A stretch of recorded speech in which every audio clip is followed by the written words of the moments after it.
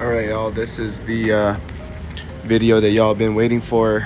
This is the part 2 to the CX9 Offroad build. As you see here, this is actually me selling the car now.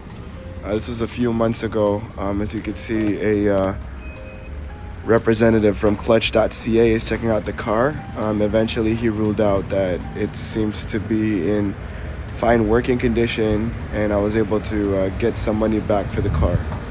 If you haven't been following this channel along, we've since moved to the US, and instead of paying the import and tariffs, we opted to just sell all our vehicles and start over. So here I'm just showing you the end result of the build. We never really got to get that far with it, but we were able to take it on some trails off-road, even if it was just for a short while, having the lift and the tires installed. So yeah, so I'm gonna try to answer some questions that y'all had after I posted that first video. Here's just a shot of a comparison of a stock CX9 that they had in the lot compared to how I had mine sitting. You can definitely tell the difference in inches. But here's a short clip that I had from going off-road with some buddies. The CX9 did well. We actually led the whole time through. I would say I would rate the trails that we went on as easy.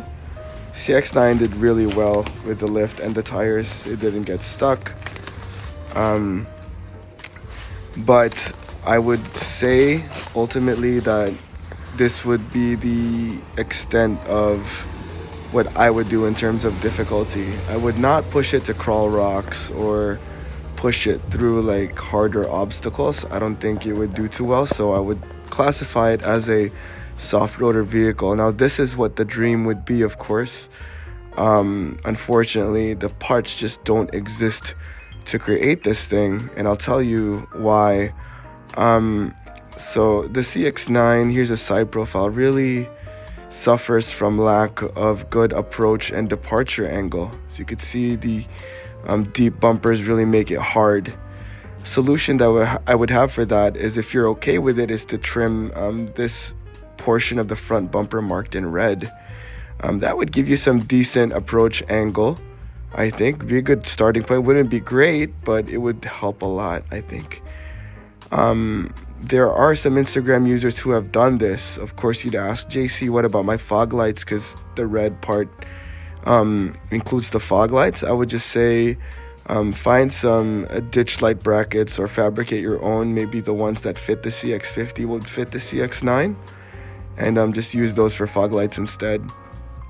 For the rear, it'd be the same.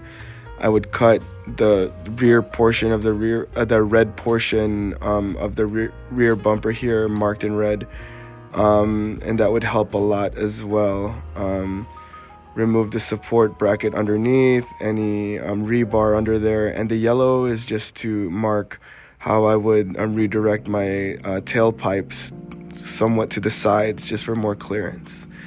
And that would help a few things there for departure and approach angle. Of course, it would never look this way. It'd be great if you made a company that would make parts for this. I did find that the CX5 and the CX9 share the same skid plate, so maybe buying the one from Corksport, I'll link that in description below, would be a good upgrade for some underbelly protection. But like I said, to make this picture a reality, you would want to almost make a company that would, develop niche products, and I think it would do really well, especially if you were to prove the capabilities of the CX9, since Mazda's apparently, gearing towards making the CX50 the off-road offering. But it would be interesting if someone actually bit the bullet and made this possible, because I feel like they would be capable with the, right rock sliders, etc.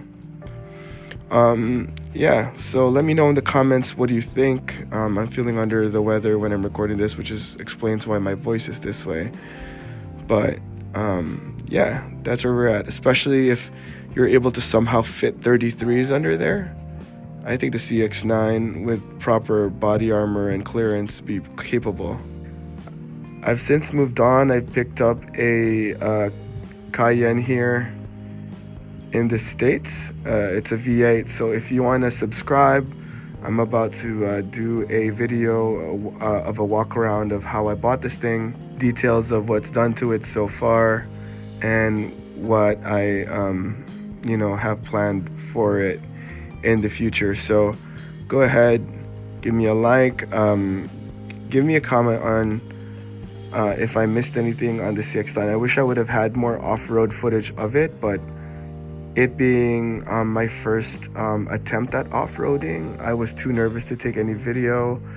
I wish I could have. I know that's what a lot of you guys are looking for, but again, I'd rather start with the right vehicle with the aftermarket support rather than try with a vehicle that barely has any support. But again, if you guys are interested in following my Cayenne build and the adventures that I have planned for it, make sure to like and subscribe.